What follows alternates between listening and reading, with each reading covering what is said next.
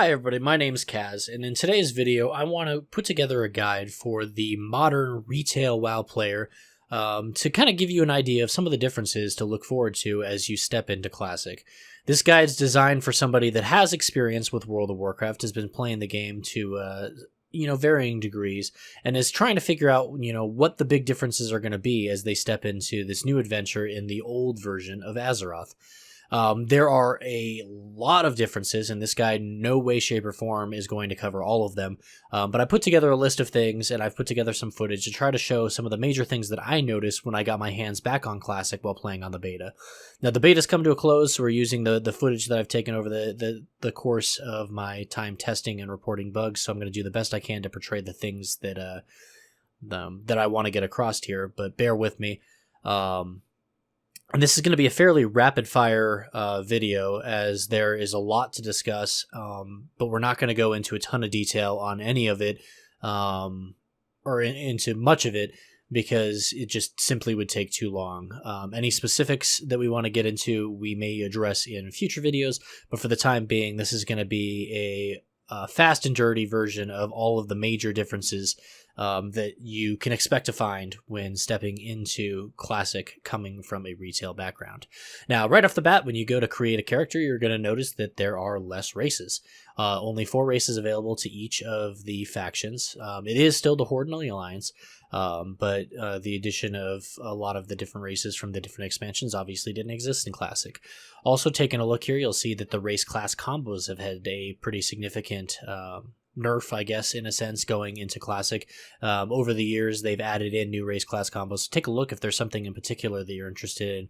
Most notably, Paladins were only available to the Alliance, and Shamans were only available to the Horde. So if you've got something in mind that you're looking to play when stepping into Classic, take a look and make sure that it's even available, as many of the retail versions are not something that you'll be able to put together in Classic WoW.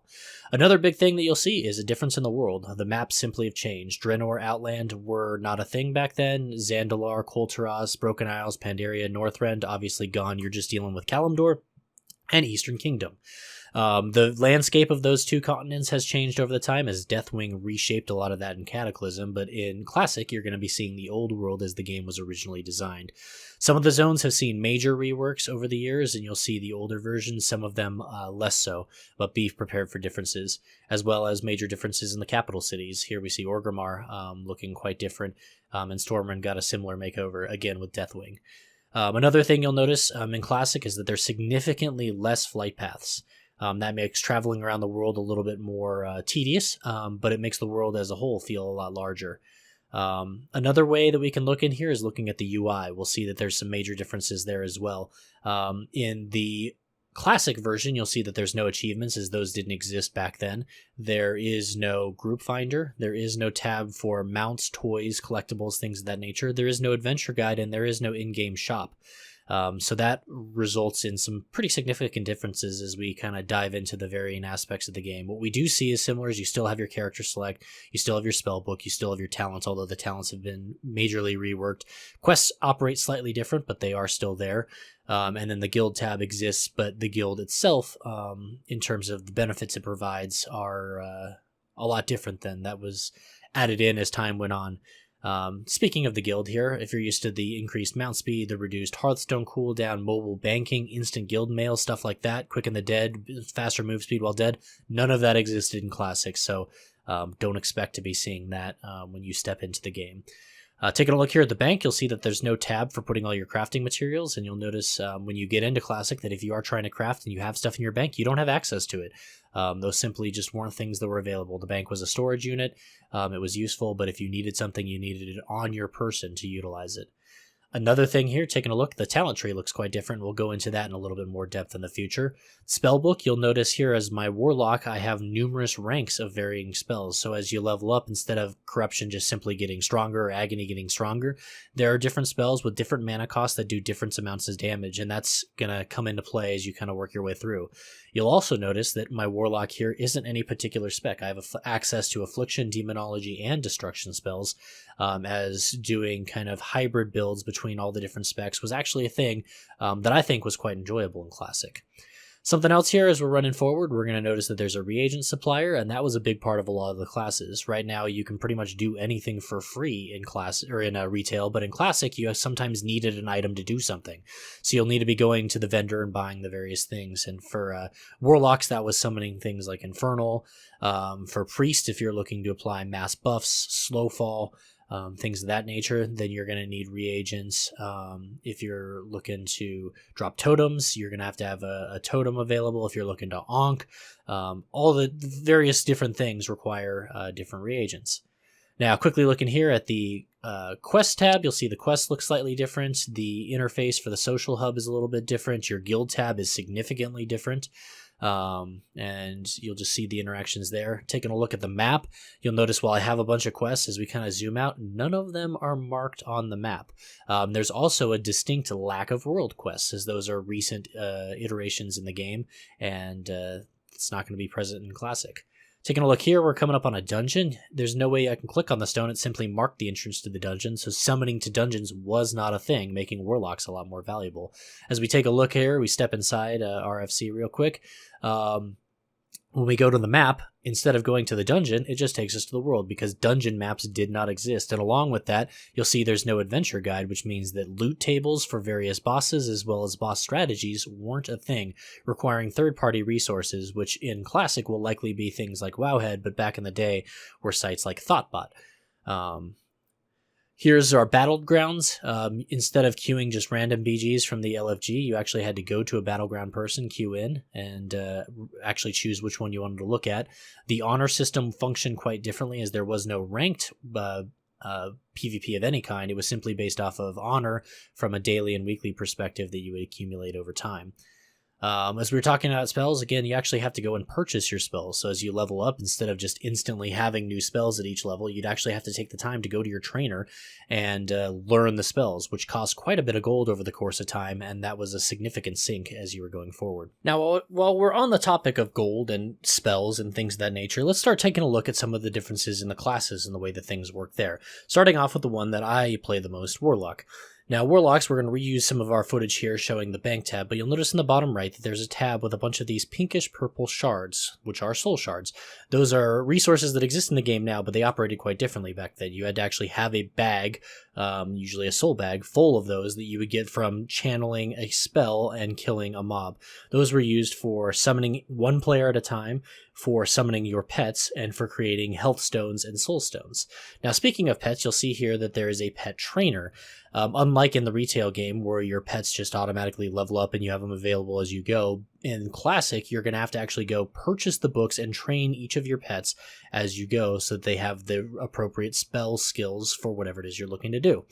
Also with the trainers, you'll see here, and this is not Warlock specific, but if you're looking to change up the talents that you're choosing in the talent tree, you actually have to purchase a respec. Now, this is the beta, so the costs were significantly reduced so that we had the option to test different spells, but it adds up over time, eventually getting to the point where like simply respecking can be up to 50 gold, which is a lot of money in retail, or in vanilla rather.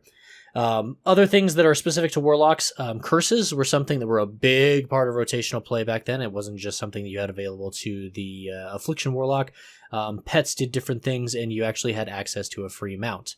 Moving right along here, we're taking a look at Hunter. One of the things you'll notice here as I try to kill Gammon in this footage is that I am either too close to use my bow or too far to use melee. Now, unlike in retail where your survival hunter is only melee and then arms and, or not arms, marksman and beast mastery are only ranged, hunters could do both. So as we move back here, now you're far enough away that you can actually shoot Gammon, or if we had moved forward, we'd be close enough to actually hit him. But there is a dead zone that hunters had to work around that was kind of unique to the way that they played. Another thing you'll notice here is that their pets, you don't just tame a pet and you're good to go. Pets actually have a happiness rating. That's acquired through feeding them and doing various other things. When they die or if they're not fed, they'll lose happiness. And you have to keep them fed in order to keep them happy. As you saw there, I fed him some quail, makes the wolf there a little bit more happy, and then by making him and maintaining a happy rating, he's actually going to be able to do more damage for us. Hunters probably are one of the ones that saw some of the most significant differences in terms of the class play over time. As you'll see here, just like Warlocks having to have a bag full of soul shards, instead Hunters had to have a bag full of ammunition. So if you're using a gun or you're using a bow and arrow, you needed either bullets or you needed the actual arrows to function as you're going. Every shot would use one, and the different type of ammunition you had would actually influence the amount of damage you would do. Similar to Warlocks, pets had to be paid a little bit more attention to for Hunters in Classic, as they had their own individual XP bar. They didn't automatically match your particular level. Warlocks did, but Hunter pets did not.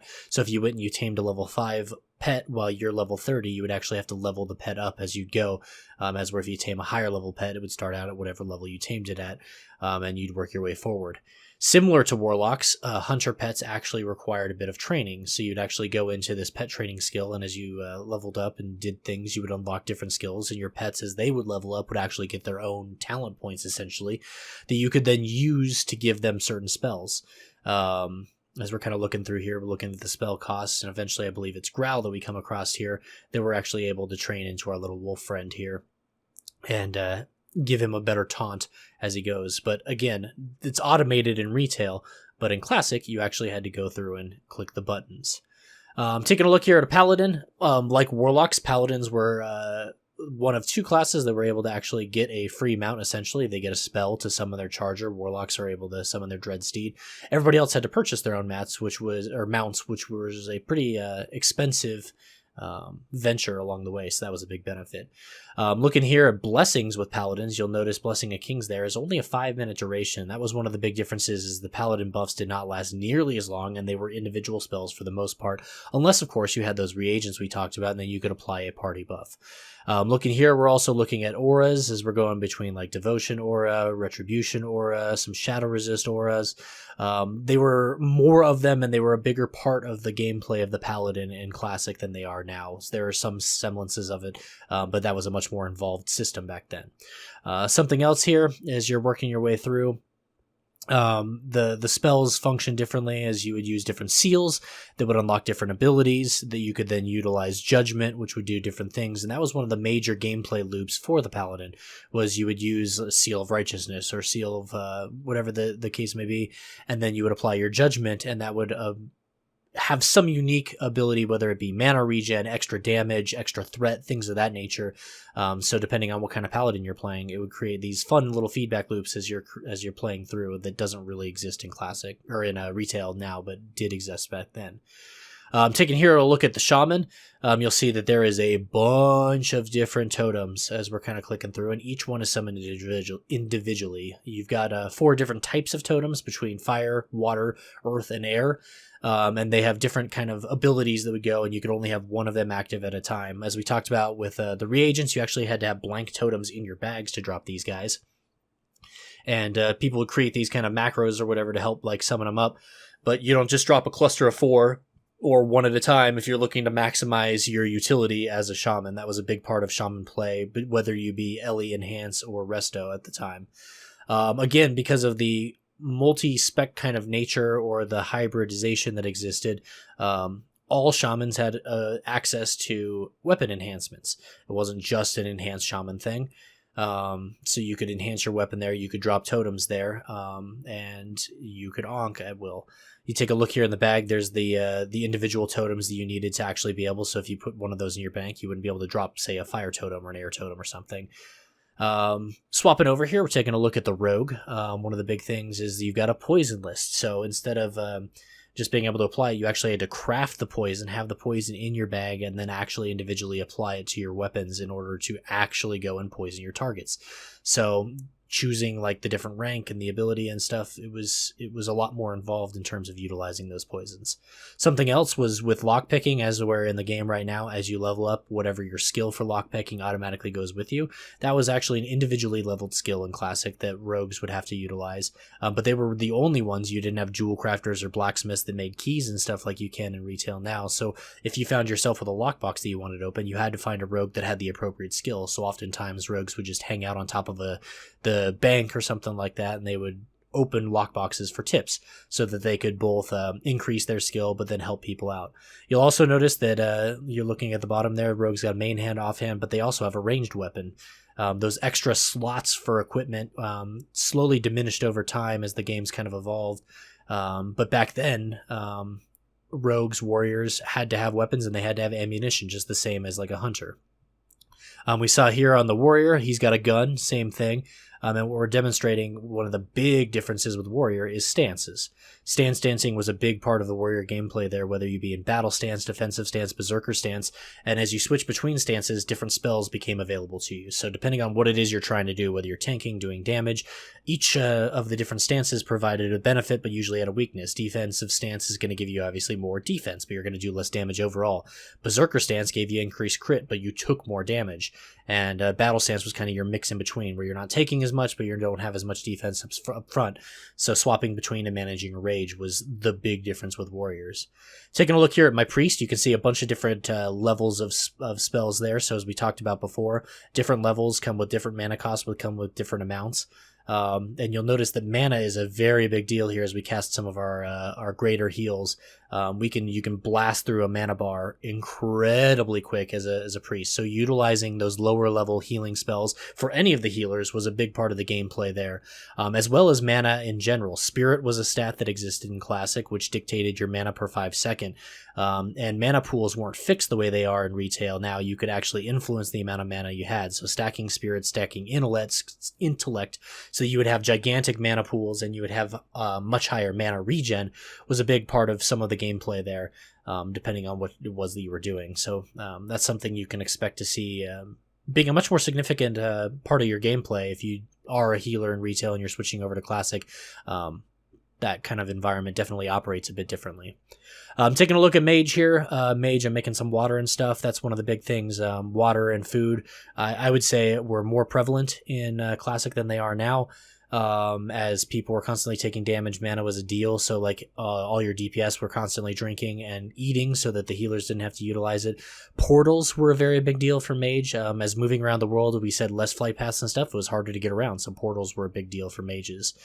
Taking a look here at Druids being able to swap between their different stances was a big deal.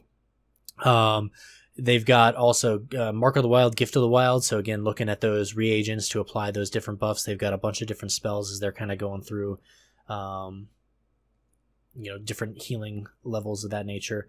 And Druids, ironically, they had the only battle res in the game was the Druid, but Druids did not have regular resurrects. They only had battle res available to them. So that's something that if you're a Druid player and you're running in as a healer in a dungeon, unless you're utilizing your B-Res, which was on a gigantic cooldown, if you lost somebody, you really didn't have the ability to resurrect. So a lot of times you would double in with like a Shadow Priest or a DPS Shaman or something. That way, if somebody did die, you didn't have to burn battle reses to bring them back. Now, looking through my notes here, we're going to kind of just double back and make sure that we're covering everything. And then there's a handful of things we want to talk about generically as we just roll some generic footage here in the background. So we touched on the Warlock stuff with Druids. Just kind of something that we did miss there is there's only 3 specs. If you're playing the retail game, you're used to 4. There's only 3 specs for the Druid in Classic, as Feral and Guardian were just Feral at the time, and it was just a matter of where you put your individual talent points to cat form or bear form. Hunters, they used mana. It was something we didn't mention there. So if you're looking instead of a focus bar that you're used to in retail, hunters are actually utilizing mana. So again, we're talking about mages producing water and things of that nature. Hunters would actually utilize that same water to refill their resource in between pulls, and if you're running a dungeon or something of that nature. Paladins, just to reiterate, they are alliance only, and by the same coin or whatever, shamans were horde only. So if you're looking to play one of those, you're going to be locked to the particular faction that they're associated with. Rogue, something that was interesting to talk about is sap being one of the big CCs that exists in retail. Still exists back in Classic, but unless you spec specifically into the sub-tree, I believe, when you utilize sap, you actually broke stealth. So don't be surprised if you're a rogue and you're going around leveling. The first time you try to sap something to do like a bigger pull, you break stealth and instantly get murdered. So keep an eye on that.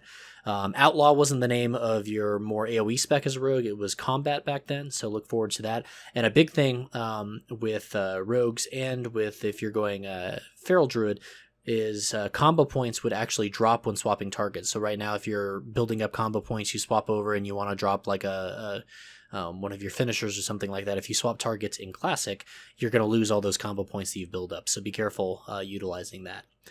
Some other big differences as we go forward. Racials for the individual races have changed a bit over time. So take a look at those, as some things like resistances were actually useful in Classic. So having Shadow Resist as an undead wasn't necessarily like something you just ignore. It could actually be useful in various situations. And along the line of racials, priests, depending on what race you chose, would get a race-specific spell. So if you are planning to play a priest, take a look at what race you're going to play, as some of them were more useful than others. Taking a look at the world as a whole, something to kind of think about and go with. Phasing was not a thing in Classic, although we will have layering. That's a whole nother discussion. The idea is that that will be going away as quickly as possible. So instead, whatever server you're on in Classic is the only people you're going to be interacting with. So phasing between different servers, cross-server play, not a thing to expect in Classic. So make sure that if you're planning to play with friends, you're all rolling the same server. Along the same lines, PvE and PvP servers, while this was a recent change, making War Mode a thing, if that's all you know, War Mode didn't exist in Classic. You were either on a PvP server that allowed you to kill each other around the world, or you're on a PvE server where you couldn't unless you enabled it. Flying was never a thing in Classic, so don't expect to be doing an achievement or something like that. As many people, if you're a retailer player taking a look at this, probably got your Pathfinder Part 2 recently. There is no equivalent in Classic. You were stuck to the ground, so get used to it. We touched on it briefly, but again, quest tracking is not really a thing in Classic. You need to read the quest text to figure out what's going on. You're not going to see icons on the map showing you this is the zone where you need to kill these furbogs. Similarly, when you mouse over mobs out in the world, you're not going to get an indicator that you've got one of 12 feathers or something like that. You actually need to figure out what it is, and you need to go and kill stuff. Wanted posters for those group quests don't actually have icons over them, and the question mark that would show up in retail on your map to show you where completed quests were just dots on the minimap. So if you're herbing or if you're mining and stuff like that, it's easy to get confused and lose those in the shuffle, so pay attention there. The leveling time in Classic was much, much higher. It took a lot longer to get to maximum level. 1 to 60 is a multi-day affair, as where now you could probably do it in a single day. And when I say multi-day, I'm talking like 50, 75, 100 plus hours to get to max level. And that doesn't even include like gearing up and getting ready for raiding. Talents, we'll try to throw on screen here some of the talent trees, but as you're used to in retail, where you've just got like different tiers and you have 3 choices that you can change at will, there was an actual tree where every level from level 10 and beyond, you would get a singular point that you could apply into whichever of the 3 specific specs that you were interested in as you kind of fill out your talents. So that operated differently, and that's a very involved conversation that we're going to more or less skim over, but that's something to look into as you're going in, as talents behave very, very differently. Spec changes we touched on briefly, but again, respecking cost a lot of gold. There was no dual spec in Classic. That was added in a future expansion, and just going to a rested area and being able to switch that stuff out for free was not a thing. Gold in the economy was quite different in Classic. I think I'm sitting at like 1.2 million on retail. I've bought a 5 million gold mount on retail. I would be super incredibly happy if I had 100 gold at any given time when I was playing Classic. Gold was a lot harder to get. It was a lot more valuable, and a lot more stuff required it. Repair costs were actually a thing you worried about. Purchasing ammunition and things of that nature cost gold. Purchasing reagents cost gold. Purchasing spells cost gold. Leveling up your pets cost gold. Things were expensive back then, so gold behaved very differently, and expected to be a lot more harsh as you're kind of going into the Classic world. We touched on it briefly as well with equipment slots, but taking a look there at the thrown gun bow slot that existed for classes that don't exist now. So unlike a rogue, where you just have a spell that would throw a dagger or something like that, you actually had to have daggers on your person that you could throw if you're looking to do a ranged pull. Professions, there were less of them, so things like jewel crafting and inscription simply didn't exist in Classic. And secondary professions were actually somewhat useful, especially first aid. First aid is by many of the experts in the field considered to be an absolute necessity when leveling, since, again, the pace of regen, the amount that mobs hit and stuff like that is a lot more difficult. First aid can aid the pace at which you are leveling and can actually help save your life in a lot of different scenarios. Enemy cast bars weren't a thing. Like, you don't by default get to see what they're casting, which made interrupting a lot more difficult. So you had to pay attention to cast animations and things of that nature. While there are add-ons that attempt to create enemy cast bars, so far, at least on the beta, they've been relatively unreliable. And I remember in Classic them not being very reliable either. So be prepared for that. It completely changes the dynamic of PvP, but also forces like encounters with interrupts. You had to be paying a bit more attention than you would potentially in the retail game. Along those lines, though, boss encounters and things of that nature were a lot more simple because Classic, a lot of times latency was a very big issue. And again, cast bars and things like that not being present, they didn't have like KJ style mechanics because there were different difficulties that existed. So don't be shocked if you go into Molten Core or BWL and you're like, these fights aren't that particularly hard, especially if you're a Mythic Raider now and you're looking to push high-end content in Classic. The difficulty curve is different in terms of what makes it hard. It's not necessarily like 1,000 one-shot mechanics that require absolute precision to execute. It was a different environment. It's 40 people in a lot of situations trying to coordinate a lot of different stuff, and a lot of it was very gear dependent in terms of just simply being able to survive via resistances and stuff. But so take a look into that and expect those to feel different as you're going forward. Debuff slots, on those bosses, there was a limit to the number of debuffs that you could put on a target. So if you brought a raid of nothing but locks that were applying 1,000 different curses and corruption and immolate and stuff like that, eventually you're going to start knocking debuffs off the boss, which means that the spell just simply disappears and no longer does damage. So you need to be paying attention as to the raid composition and the amount of debuffs you're putting on it because there was an actual limit at the time. We talked about it with PvP, no ranked PvP, but that means there was no arena. So if you're expecting to go be, a gladiator, rank 1, whatever, those don't exist. There were PvP ranks, but it functioned differently. Like we said, it was based off of honor. So like rank 14 or whatever, I believe being the highest of it, meant that you just had to do tons and tons and tons of BGs to get lots and lots of honor and honorable kills in order to rank your way up. But there was no arena ladder that you could go find yourself in. Mythic Plus is not a thing, so if you're a baby of Legion and or BFA, Mythic Plus is new to the game. That didn't exist back then. There was simply one difficulty for dungeons, and a lot of times once you leveled past it, you would never see them again, and that was just part of the game. Raids were a fixed difficulty with fixed number of people. So there were 10-man raids like Upper Blackrock Spire.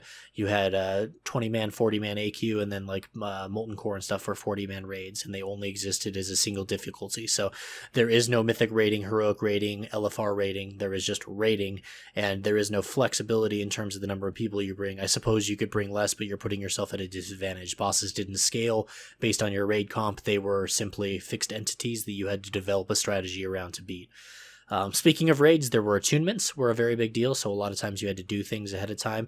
Now, some degree of attunement that you could argue exists in the game now in terms of like reputation grinds and being able to get in and stuff, but it was very different. So like getting into Upper Blackrock Spire to get the key required quite a bit of effort. Being able to kill Anexia as an alliance was a long quest chain that you had to complete in order to go in there. So look forward to not being able to do everything unless you're willing to put a lot of time into various aspects of the game. Class roles were a bit differently when it came to raiding and stuff. Certain classes were expected to do a lot of stuff. Shadow Priests, like, you can't just go in expecting to be one of many Shadow Priests. They weren't. They were brought to fit specific niches. Boomkins may not crush on damage meters, but because they provided crit, you'd put them in a group with mages, and they would bring something to the raid in terms of utility that you don't necessarily see in the retail game. So look forward to some differences and stuff there.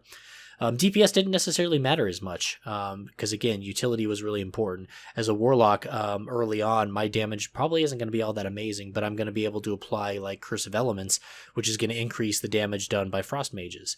So I'm bringing something that's helping the raid out as a whole that other classes can't. I bring summons because, like we said, there are no summon stones. So don't always like DPS charts and recount and stuff like that. It's not about who has the biggest dick when it comes to DPS necessarily, because in Classic it was a lot more about a coordinated team effort to get something done. No focus target, so if you're used to having focus target to like track stuff and macros based off that, that didn't exist in Classic. No transmog. The gear you have is that you're wearing is what you look like. So a lot of people look pretty silly as you're running around, but as you're getting tier sets and stuff of that nature, you definitely look more badass, and you could tell how a person had progressed based on how they looked in the game. No pet battles. There were a handful of pets, but they didn't fill up slots the way they did, or they do in a book right now, and you can't go out there and do your Pokemon battles. So if you're looking forward to that, Classic, I'm sorry to say, didn't exist. Pull distance as far as leash range and stuff like that, depending on the level variance, things will pull from a very long way if they massively outlevel you, as where if you massively outlevel something else, the pull distance is different, and there is no world scaling. So when you're doing older world content and stuff, it's easy to run around because things just simply don't aggro. But if you're trying to push somewhere that you necessarily shouldn't be, everything's going to aggro, and it's going to make it quite difficult. Respawn rates were significantly lower on a lot of stuff, so quest time could be a problem, and there was no shared tags. If I'm on my own fighting stuff, as soon as I hit something, that's my mob. So it highly encouraged group play, because it's not like 5 people can tag it and get credit for a quest. The only way somebody else gets credit is if they happen to be in my group. So be looking out for that, and don't be that dick that's just taking all the tags and refuses to group up with people. There is no race change, so pick wisely. Tier gear is a thing back then. Like we said, cosmetically it looked cool, but it also, like, there's no Azrite or any of that nonsense. We're back to tier gear when you're doing tier raids that are going to create bonuses for you to work with. And one of the last things we'll talk about is spell batching, something that's being implemented in the game to simulate the latency that existed back then. Classic and vanilla, it basically operated where people had different latencies, so instead of like having a world where whoever had the best connection wins, what it would do, it would take data from a certain period of time and then it would apply it all at once in a batch. So it was kind of happening in little incremental chunks, which means that if 2 mages poly each other, but they're like a half a second off, instead of the first mage to cast it getting it, a lot of times you'll just double poly or warrior charges or things of that nature. It's created some controversy. It may see some iterations, but expect that to be a little bit different than retail, as where it's not all about twitch reflexes. Spell batching kind of slows the pace of games slightly, but there is stuff you can do to kind of work around that. But that is my list. It is, again, not all encompassing. I'm sure I've missed a lot of different stuff. I'm sure there's probably some very big level things that are just incredibly obvious to me, but not necessarily obvious to you. But when you get out there, just expect the game to play different. It's an old game. It functions differently, but it's really about community. It's about interacting with people. And it's somewhat about shared suffering. The inconveniences of the game are part of what makes it so good, because you work as a team and you get together and you accomplish something, as where now you can just log in for an hour and blast everything. Classic operated quite differently. I hope you're excited for the game the way that I am. I hope this has been somewhat informative. And if there's anything specific on here that you're really interested in hearing about in further detail, please feel free to comment in the comments below. I'd love to make more videos and I'd love to go into more depth, but this is just a very top-down look at the game as a whole. Again, if you like my videos, feel free to subscribe to my channel. I'm going to try to make more of these. I've been a little bit involved with 8.2, so I apologize for the gap in content here, but I am trying to push forward. We'll have some retail stuff as well as classic stuff, and then obviously when the game launches, we'll have a whole bunch of classic content to talk about. But in the meantime, the beta's come to an end. We'll try to put together what is relevant here. But again, like, comment, subscribe, all that stuff. But if there is something specific you're interested in, feel free to put it in the comments below, and we'll take a look and see if we can't put something together. You can also find me on twitch.tv/Kaz, where I stream most days of the week, doing a lot of different content. You can talk real time. We'll talk about Warlocks. We'll talk about WoW. We'll talk about Classic. Just come on in, say hi. But thanks again for watching. Hope you're having a wonderful day, and hope to see you again soon. Bye.